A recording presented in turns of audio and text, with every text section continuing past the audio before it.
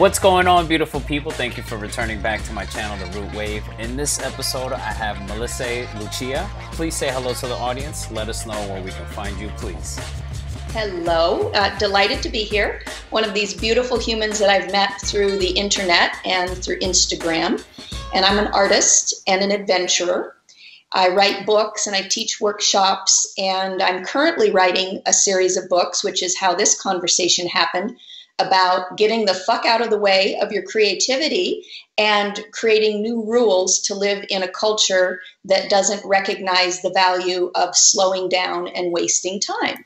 You can find me at Mellissae Lucia, both on, there's a website, MellissaeLucia.com, and then also on Instagram. And Mellissae spelled interesting. There's a couple of L's and a couple of S's and an AE, and then Lucia. So you put that all together, we got Mellissae Lucia. Thanks.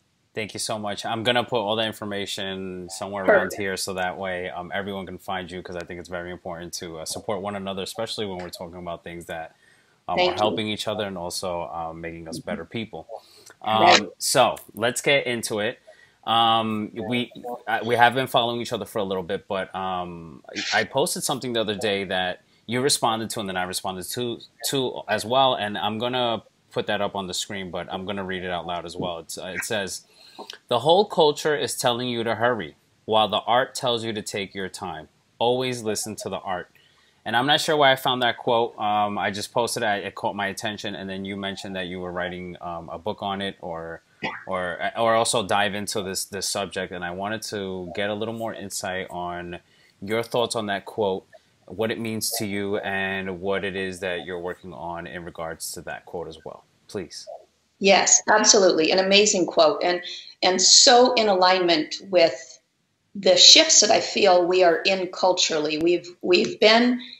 We are in a culture that has this idea that we control everything that is around us, and there is this detachment from our instincts and from this ability to be connected to a larger web of things.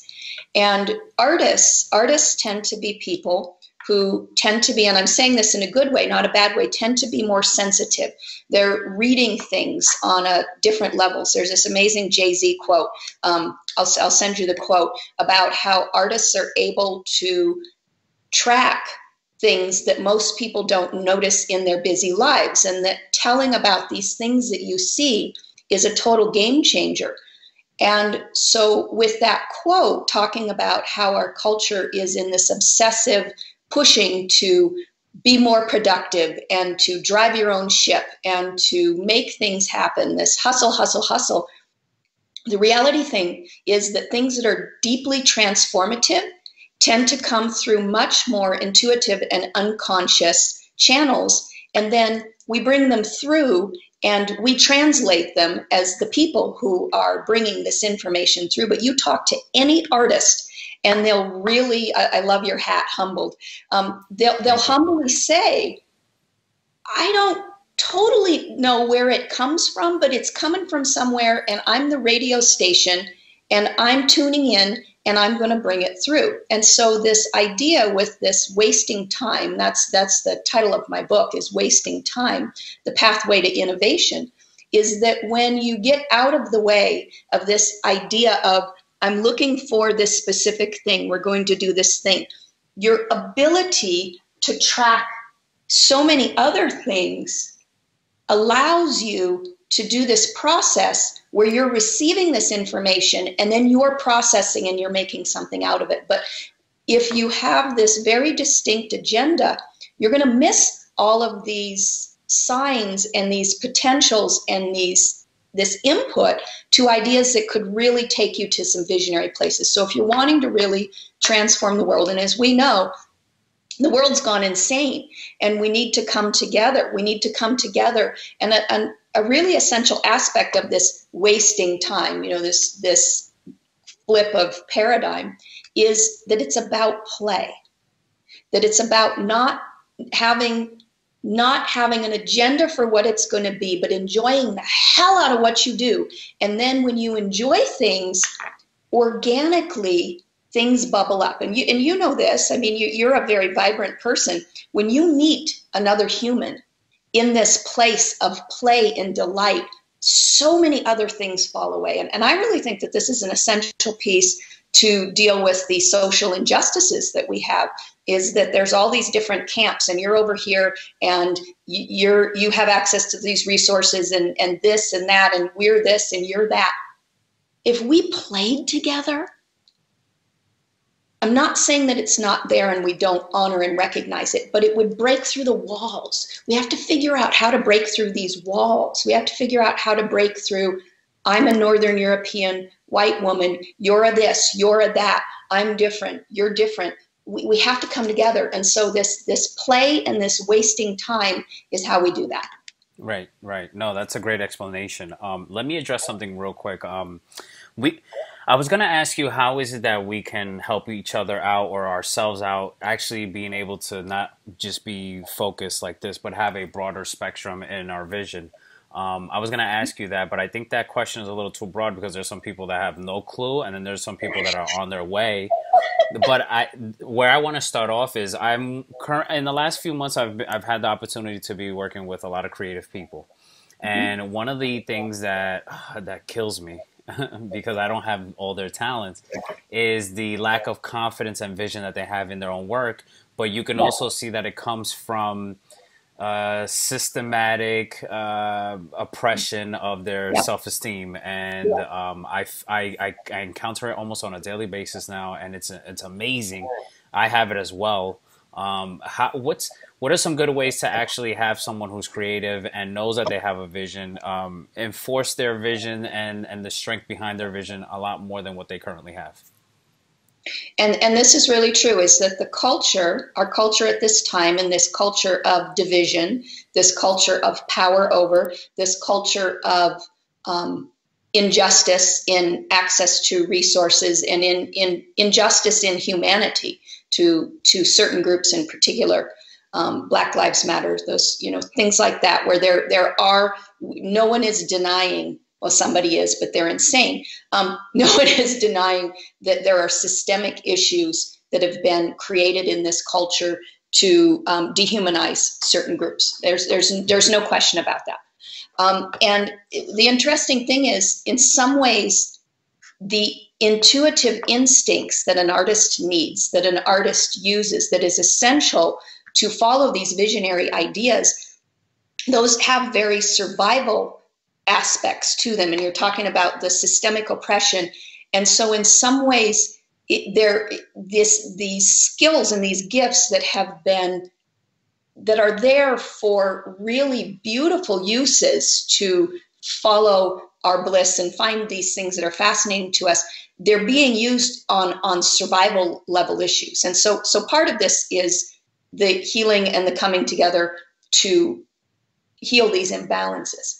Absolutely. You can't have them be separate, because people, if they're concerned that they're going to be shot while they're driving, you can't go visionary because I'm going to fucking be shot while I'm driving. The thing that I would say, coming from being Northern European in this lifetime, and being an artist and being an intuitive and being very sensitive, from my perspective, a base piece of this is, how do you learn to listen to what your core voice is and knowing is?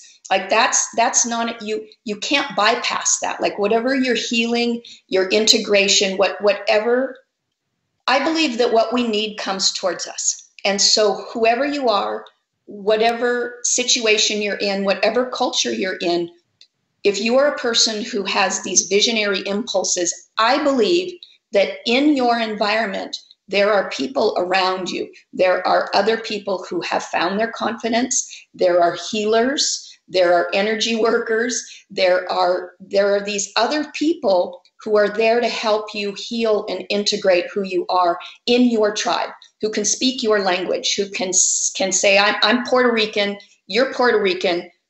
I can explain this to you in a way that you're going to be able to hear this, but we can't move forward without that. Like that's the personal work. And then there's the systemic work, but the personal work is, how do you clear out all of these horrendous messages and the prejudice that continues, and find what your voice is, like know how to trust that.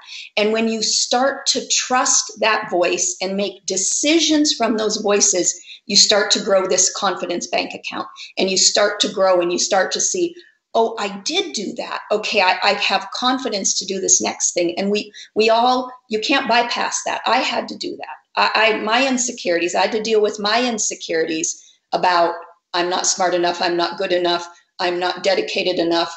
Why would I be able to do this? And over the last 25 years, it's grown. So to me, it's that base piece of see who's in your environment who wants to help you heal and who's really authentic, and heal to find your true voices so that the culture doesn't own you. As I stay still recognizing that the world is on fire right now and it's massively unjust. Right. Does that make sense? No, a lot of sense. And you said something that was awesome, which was that confidence bank. So if I want to save up to buy something, I'm going to make sure that I save up my every dollar in the bank until I get to that amount. And I would assume that that's the same way with our confidence. We have to continue to build on the confidence so that way we can express ourselves thoroughly. And it's in a lot of ways also it's like a very physical thing. Part of all of this is in the body. And so once again, as I say, going back to the social justice piece of this, there's, you know, we were talking about our common friend, How I Met You, Jabaleel Dayton, who works in decolonizing Silicon Valley, an amazing human.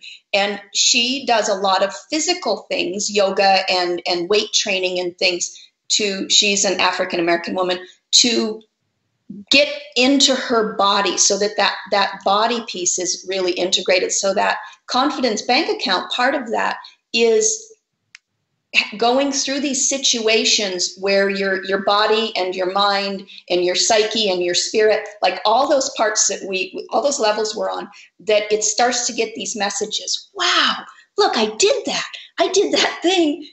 And like, I was badass.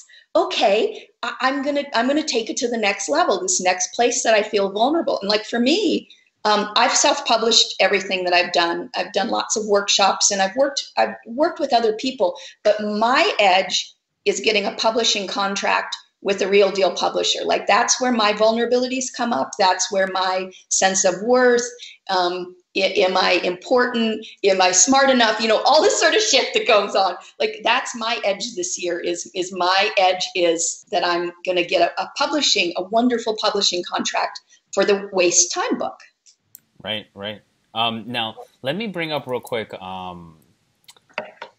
So I asked you that I've mentioned that I work with people who are artistic and are still trying to fight to be able to see their vision in a broader sense. But now let's talk about someone who may already have that broader sense, is confident, but now is stepping into the reality of the system, right? Of what their full vision and execution, what they would like that to be, is hindered by the process, right? Or what's out there. How do you feel in your experience, or maybe working with others, that you can overcome that? And what do you mean? Say more about hindered by the process. Well, so usually we hinder ourselves, and then there comes a point where we kind of break the chains of whatever's holding us back.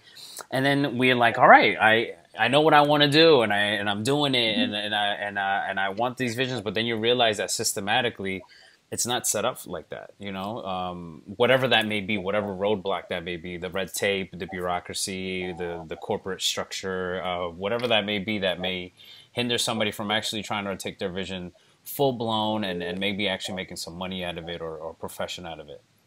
Yeah. So this is one of my absolute favorite subjects, all of this, what you're asking, which is this access to resources. So once again, I'm recognizing that this essential piece about redistributing access to resources is non-negotiable. And we have seen in the last, particularly 5 years, maybe 10 years, this absolute 1000% revolution with the access that we have to things through the internet.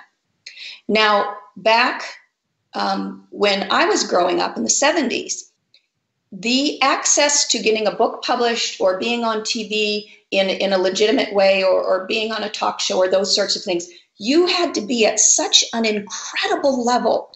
And there was so much money and so much power and so much injustice and prejudice connected to that also, that it was like the Hail Mary pass. It was like hitting it out of the ballpark. But what's happened now with the internet and with things like crowdfunding, with things like Instagram, how you and I met each other, with things like YouTube, is that we have, and our phones. Now, granted, the phones are expensive. I mean, the phone is a little computer. My last phone, because I get the big ones because I'm a photographer, that motherfucker was $1,000. So there are still access issues with resources, with phones and things, but a phone is everything. You can do webinars, you can make videos, you can do all of these things. So the thing that's happened, and we've seen revolutions in Egypt, the revolution that happened over Facebook. So the thing is, part of what I think is essential here that a lot of creatives don't understand is we need to do it together. And we need to resource each other. We need to market each other. We need to share the other people's materials that we really respect, so that we share each other's networks. And I think a lot of creatives still are in a bit of a held down lack situation of, oh my God, if they do their program or do this or do that, they won't do mine. No, there's enough out there if you're excellent for your people to find you. And when you establish yourself as a person who is gracious, who is generous, who is respectful, and who is savvy and wise about whose information you share, and it better be diverse too. That's a piece of the pie. And me, fellow white people, like this is a huge issue right now in the metaphysical world, which I'm part of. I'm an oracle and a diviner, and I made an award-winning oracle deck. But there's a lot of white folks, and white women particularly, who are really unconscious about sharing the resources and co-marketing each other. So my take would be that, and how things really pop, like how you go viral. I don't have any formula. No one does. I certainly have, and I'm still pretty underground. But we keep showing up and we keep sharing with each other, and we do crowdfunding, and we do Instagram, and we do free webinars, and we make amazing videos, and you interview amazing people, and we find each other. But we have to do this all together. So I actually think these old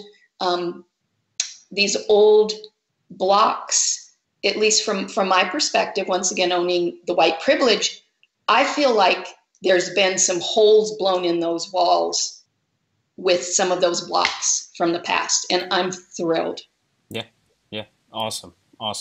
This is so awesome. I love this interview. This is kind of the stuff that I want to get into. I want to get into the depth of the real nitty gritty, not just the surface like we're used to.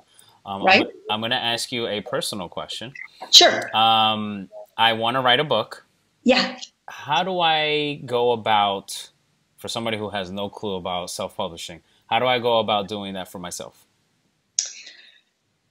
Well, part of it is that there are some different steps. It depends on what your skill set is, and also what resources you have to put towards it.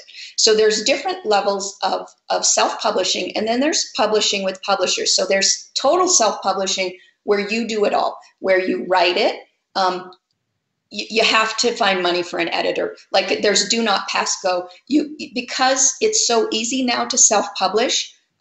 Your reputation, if you put out a shitty product, that will always follow you. You have to at least find the money for an editor, and that's usually, it's probably, I'm just going to give very rough numbers. That's probably like $800 to $1,000, depending on how big your book is. So you cannot pass go with that. The other thing is the cover for your book. The cover for your book needs to be on point. The graphics need to be good, because people can do things that really look kind of homemade, not in a cool way, because homemade can be super cool, but not in this arena. You can't do that. So the one thing is you need to make sure that you have the resources to get a professional looking product. And you can get people to do covers for books on Fiverr and those sorts of things, but you can't bypass the editor. So then the other piece is that then you decide how much of the pieces you're going to learn on your own. The things like, how do I get an ISBN number? And how am I going to upload it to Amazon? And what's the formatting? You know, formatting is a big thing. There's a tremendous amount of information online about that. But also, if you have some extra resources, there's so many people out there who can help you with that and help you how to navigate it. Do you want to do an ebook? Does an ebook serve you? Ebook totally serves some people. Now, images in ebooks gets a little more complicated. So if you're just doing text, that's really important. And then, so that's kind of in the middle is this, there's another word for it, supported publishing or something publishing. So that exists. But once again, you're going to need a little bit of change to pay somebody else to do that. And then the other thing is to go after a publisher. So there's this amazing book. Let me see. Oh, I think I have a copy of it right here. These are all my books behind me that I'm using to research my book. But so there's this book, Think Like a Publisher, Randy Davila, and it's brilliant. And it gives you the breakdown of numbers, but also perspective, how to write a book. So he's a publisher for Hierophant Publishing, and he does online classes of it sometimes too. But he's explaining how the publishing world is now, because it's different now with print on demand. Before, you had to have thousands and thousands of dollars, and you had to print, at least 500 or 1,000 books. But you needed probably reasonably 20, 25K. Now you can print one book. It's amazing. But so there's so many resources. So I think that there's this combination. And the other thing that I would wonder, because I love the creation of visionary ideas. I love the conduits. I love that conversation of how do you bring, because I do believe that creativity comes from somewhere else, and then we bring it through us. Like we're the earthly little translators who are bringing something from whatever you want to call that bigger sphere. I call it spirit. To me, we're interfacing with the divine. But when you bring it through, so what I'm interested for you, along with the practical stuff, is how are you going to bring these ideas through? And then how are you going to organize them? Like, how are you going to make something that's coherent? How are you going to make something that brings value? Why are you the expert to do this? Like that's, and how are you going to love this? And why are we going to love it? Because you love it. That's what I'm interested in. Right. No, I'm interested in that too. but I'm so happy that I asked you that question, because I feel like the universe has been nudging me in the gut about it for like the last 6 months. And just because I haven't had the time to go research it or look into it, I've been kind of like lazy about it. But I continue to get that spark under me that's like, go ahead, go do it. I have an outline ready. I just have to kind of write it out. Can I ask what the subject is? Sure. It's going to be self-help, but I want it to be like a Cliff Notes self-help. Like something that's going to address a certain part of what we lack as humans to be able to help us in our day-to-day life. Something very simple. Yep. And do you know the book Steal Like an Artist? No. This is his second book, Austin Kleon.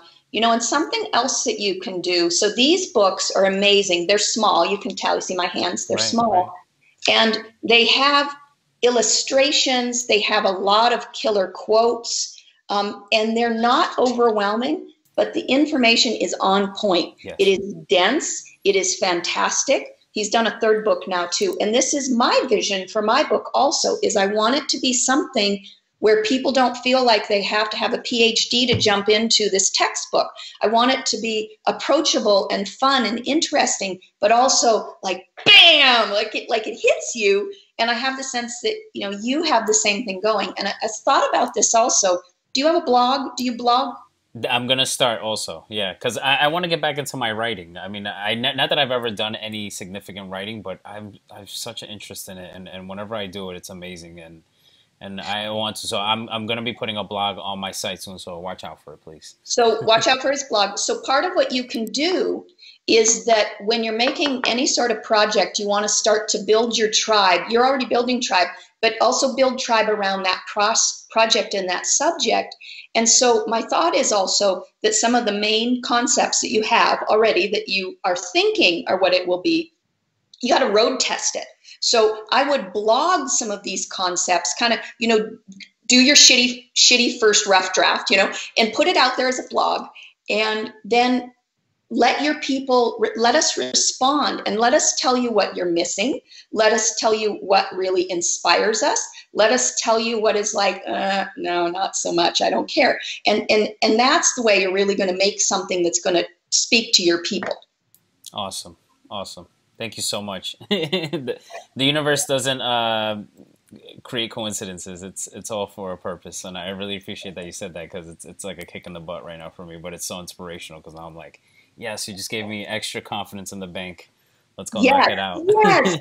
Oh, my day, week, month is successful, yes. Dear one. No, thank you. So now, before I let you go, if you wouldn't mind just giving us one more time the information on where we can find you, please, and follow you, please.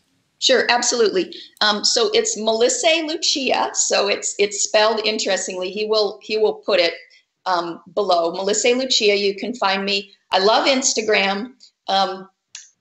Facebook and I'm on Facebook sometimes. We're in couples therapy. I have a website, MellissaeLucia.com. I also did an award-winning Oracle deck called the Oracle of Initiation, where the images were taken on the land and down in graffiti tunnels in New Mexico. And it's about finding the beauty and the power in the challenges that we've had and transforming that into your greatest gifts. So there's an www.oracleofinitiation.com website too, but I like Instagram best. Instagram is, I'm happy. I'm a photographer and a traveler and adventurer, and there's always something. I'm obsessed with decaying cemeteries, and so there's always something. There's always something good there. Yeah, Instagram is awesome. I love it. Instagram's good. Yeah, and now before we go, if you wouldn't mind, just like I ask all my guests, if you wouldn't mind just giving us a quick, maybe minute of something very inspirational, something broad that hopefully the people that are watching it can capture them, get them off the couch or get them off that little rut that they're going on, and actually motivate them to do something for themselves, please. So it's incredibly powerful to do something differently than you have. Humans are creatures of habit. All of us, you know, we all wake up on the same side of the bed. We put our coffee in the same cup. We drive to work the same way. Like we have these habituated patterns to a degree that we don't even recognize it. These are thought patterns too. My suggestion would be, in lieu of the wasting time and the doing things differently and getting out of the way, do some things differently. Drive to work a different way. Take a different subway to work, depending on where you live. You know, ride your bike instead. If you usually eat at the dinner table, go sit and eat on the couch. If you usually read before you go to bed, listen to a podcast, or do something different. Go do something that's going to create some new neural pathways and give you new potential and toss you together with new people. Let some new magic come into your life. Awesome. Awesome. You are a beautiful human, and I will see you on Instagram, dear one. Yes, thank you so much. Thank you. Thank you so much. I'm going to put all your information so that they can find you, they can follow you, and get ready for that book that you're about to release. And I would suggest you maybe putting a link to this book, to the Think Like a Publisher, and then also both of the Steal Like the Artist was the first one. But these books are amazing to open up your creativity. For sure, for sure. Mellissae Lucia, thank you so much for being on the channel. I appreciate you. I hope to maybe do a couple more of these, because it seems like we can go on forever. I would love that. But when you get further into your book, friends, yes, let's get into that. Awesome. Thank you so much, and to my audience, please go support her, and I'll catch you around on the next episode. Catch you around. Peace. Bye. Peace out.